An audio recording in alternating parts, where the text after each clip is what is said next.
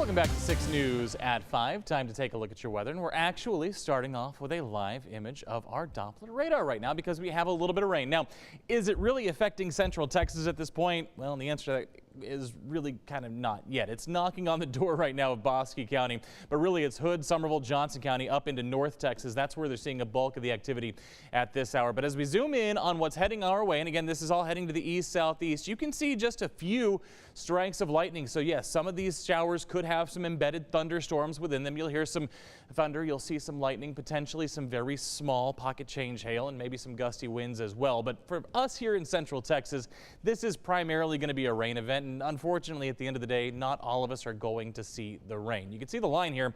Most of the intense activity right now is up towards, again, DFW and the Red River. For us, again, we're kind of at the tail end here. But we're going to continue to see this push through, and all this is part of this cold front system that is moving our direction. Now, before you get excited about this cold front, no, it's not really going to impact us too much. It's a pretty weak front. In fact, take a look at the temperatures ahead of the front, only in the low to mid 70s, behind the front in the mid and upper 60s. So we're talking a 4-degree spread here. So again, not a terribly strong front. And the other side of that is, and we're going to show this to you in just a second, it's also not actually going to make it all the way through central Texas. Right now in Killeen, those 76, again, south winds at about 7 miles per hour. The humidity is up. So if we can get this system to push through, we get a little bit of lift. We have the humidity in place to give us some showers and potentially some measurable rainfall tonight. But overall, again, it's looking like it's going to fall apart pretty quickly as it moves through central Texas. Right now, most of us in that 74 to 76 range, a little bit warmer, closer to 80 degrees.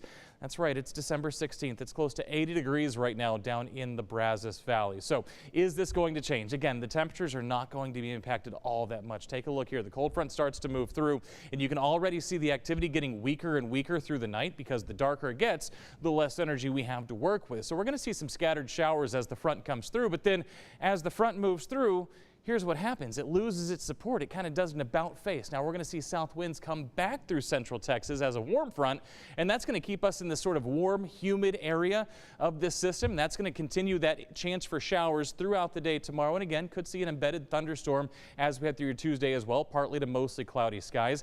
And then after all of that is said and done, we'll get a clearing Tuesday night, and then here comes the front right back through the area. And again, this one's going to come through a little bit stronger. It's actually going to provide another chance for some showers and thunderstorms Wednesday morning into about the early afternoon time period, but this one will be much stronger, and it'll actually make it all the way through central Texas, so it will have an impact on our temperatures as we head through the second half of the week. But for tonight, again, showers possible. We're going to see upper 50s, lower 60s for your overnight lows. So yes, despite the fact that there is a front in the area, it's not really going to impact our temperatures at all. In fact, for tomorrow, pretty close to where we were today, back into the 70s across central Texas once again. But then as the front comes through, take a look at this. By Wednesday, we're going to see those temperatures again back up close to 70. But by the time we get to Thursday morning, take a look at there.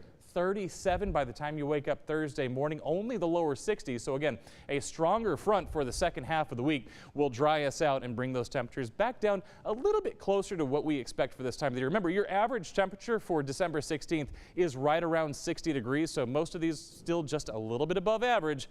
But again, those rain chances really only last through Wednesday morning before we see that drying trend for the second half of the week. Remember to get your forecast anytime you want it. You can download our free 6 Plus app. That's on Fire TV, Apple TV, and your Roku devices.